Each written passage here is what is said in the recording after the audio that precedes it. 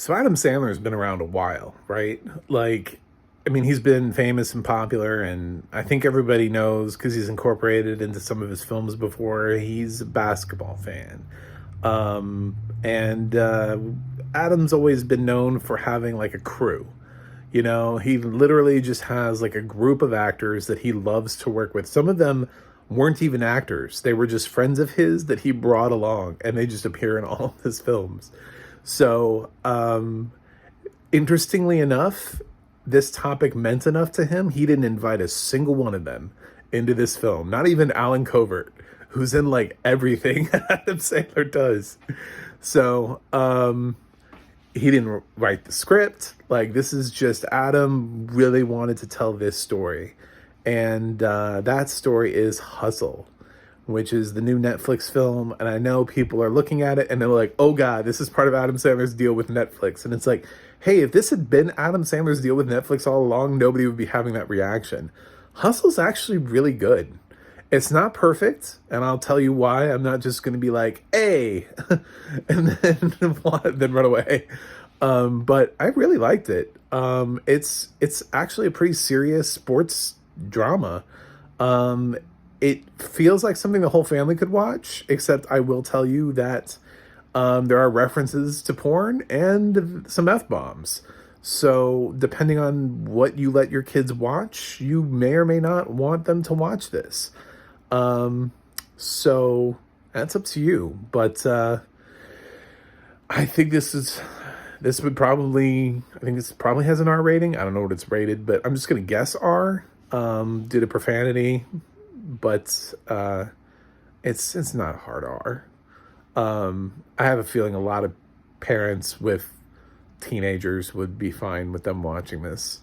What it is Adam Sandler plays a talent scout for the Philadelphia 76ers who, at the beginning of the film, it kind of moves pretty quickly. But he's in a discussion and he's fighting. He's got strong opinions, and like the owner of the team is telling him, there's this kind of like spat, and it doesn't look like it worked out well for him, but it kind of does because the old guy offers him the assistant coach job. And it's something that Sandler's always been wanting because he's been scouting for the 76ers for forever, and they talk about how he's always right, how he always values his opinion, and then he offers him this assistant coach job. So he finally gets to start coaching and moving in that direction instead of scouting for the rest of his life. He does talk about how he hasn't been to like the last 9 of his daughter's birthdays, which is, I don't even think his daughter's that old. She's a teenager, but she's still in school is the point. So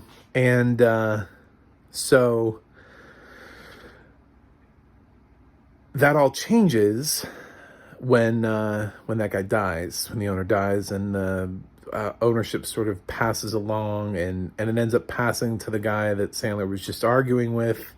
And that guy, kind of in a weird way, is like, he's like, I know we don't always see eye to eye. He always valued your opinion, and I value yours, but I need you out there as a scout. So he demotes him from being assistant coach, the job he's had for all of like a minute. And so Sandler goes back and he's like, when am I going to get to coach again? And he's like, when I have a solid roster, because he feels like, I guess his team isn't good enough right now or whatever. But so Sandler gets his dream job for like 5 seconds and then loses it.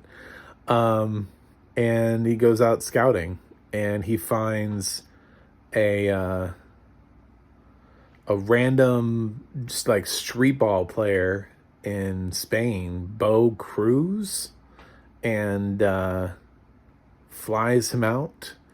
And that's sort of where the film takes place.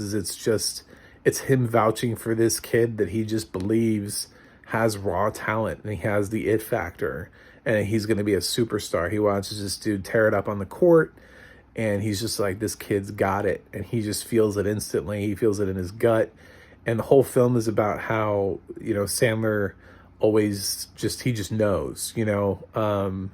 This film brings in so many ex NBA players and current NBA players. I mean, a lot. This is like Chippendale's Rescue Rangers for the NBA. You know what I'm saying? Like, there are so many cameos in this thing by NBA players. It's ridiculous. Like, when you get down to the end of the cast and crew, you'll see just how many people were like as himself, as himself, as himself, as himself. It just like goes through the ranks of all these basketball players who were all in the films as themselves. So most people just end up playing themselves. The guy playing Bo is actually an active NBA player. He's just playing somebody who doesn't actually exist. So he's actually playing a character, but he is even an NBA player himself. So that way all of the basketball scenes can be like real, and they can be gritty, and they're not acted. They don't need to be stunts. They're all actual NBA players in these scenes. So it's really good basketball, and the audio description really sells it to us too. So for those who like to listen to that kind of stuff, you're going to get really good basketball back and forth, and this kid on his journey, because it's an uphill battle for him. Sandler's pushing him, but this douchebag that's running the Sixers, it's like, I value your opinion, because he always valued your opinion. He doesn't really value his opinion. When as soon as Sandler's like, this is the guy, he's like, no. And then when Sandler tries to bring him, it leads to even more strife. I'll just say that. I don't want to spoil the whole thing, but but Sandler has to keep vouching for this kid throughout the whole film, but Bo keeps fighting. Bo has a daughter that he's there. When he finds out that the minimum that he'll earn as an NBA player is $900,000 a year, that dude is willing to work. He's like a construction worker by day where he is, and he's just willing to do the work. So it's a great sort of inspirational sports drama. Oddly enough, my biggest and only complaint, this is my only thing, and I love her and I love Adam, but they cast Queen Latifah as Adam Sandler's wife. Those two have no chemistry at all. At no point did I believe they were a married couple. They didn't even really bother writing them like an intimate scene.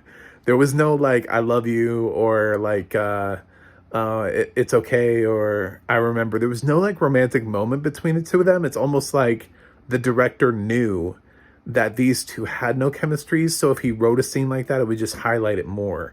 But every interaction they have together just feels like two friends or two people who work together.